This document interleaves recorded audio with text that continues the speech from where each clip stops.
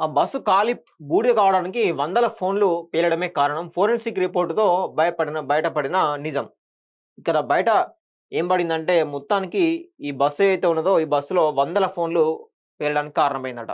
అంటే దీంట్లో ఒక పార్సెల్ ఏదైతే ఉంటుందో దాంట్లో ఈ మన లగేజ్ కౌంటర్ పెట్టుకుంటాం కదా! దాంట్లో పెట్టడం జరిగిందనమాట. ఒక 40 దాకా ఫోన్లు. ఒక వందల ఫోన్లయితే పెట్టడం జరిగిందట. అయితే హైదరాబాద్ నుంచి బెంగుళూరు వెళ్తూ బూడిదైన బస్సు ప్రమాద ఘటనపై ఫోరెన్సిక్ రిపోర్ట్ షాకింగ్‌కు గురిచేస్తోంది. ఇప్పటివరకు బస్సు దగ్ధమవ్వడానికి కారణం బైక్‌ను 300 మీటర్ల దూరం ఈడ్చుకెళ్లడం, ఆ తర్వాత పెట్రోల్ లీక్ కావడమే కారణంగా భావించారు. కేవలం పెట్రోల్ లీక్‌తో అంత తొందరగా బస్సంతా ఎలా తగలబడిపోయిందనే అనుమానాలు ఉన్న క్రమంలో వందల కొద్దీ ఫోన్లు పేలిపోవడము ఒక కారణంగా నివేదిక ద్వారా తెలుస్తోంది మనకి. బస్సు లగేజీ బాక్స్‌లో ఉన్న 400 ఫోన్లు వరుసగా పేలడంతో ఒక చిన్నపాటి బ్లాస్ట్ సంభవించినట్లుగా ప్రమాద తీవ్రత పెరిగిందని ఫోరెన్సిక్ నివేదిక వెల్లడించింది. సెల్ ఫోన్ పార్సిల్‌లో ఫోన్ల బ్యాటరీలు పేలడంతో బస్సులో మంటలు వెంటనే వ్యాపించాయని తేలింది.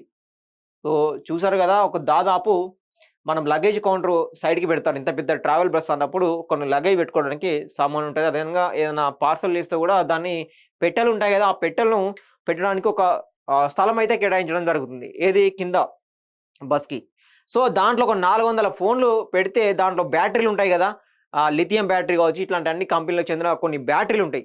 అది అసలే బస్సు దాంట్లో ఏసీ ఉంటుంది కాబట్టి పెద్ద ఎత్తున ఇంజిన్ కాలిపోవడం గావచ్చు, ఇంజిన్ వేడెక్కడం గావచ్చు, ఇట్లాంటియన్నీ జరుగుతా ఉంటాయి. మనం మామూలుగా ఒక ఏసీ ఉన్న బస్సు దగ్గర పోతేనే మీరు చాలా సైడ్‌కుంటే చాలా హీట్ ఘోరంగొస్తుంది.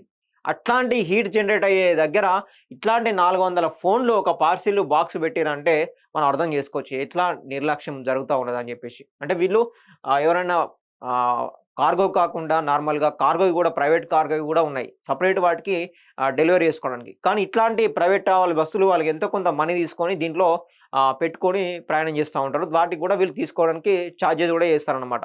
సో, అట్లా వీళ్ళు 400 ఫోన్లు ఒకటేసారి దాంట్లో పెడితే ఈ బైక్ ఢీకొన్న తర్వాత దాదాపు 200-300 మీటర్ల వరకు దూసుకెళ్ళిపోయింది నాన్ స్టాప్.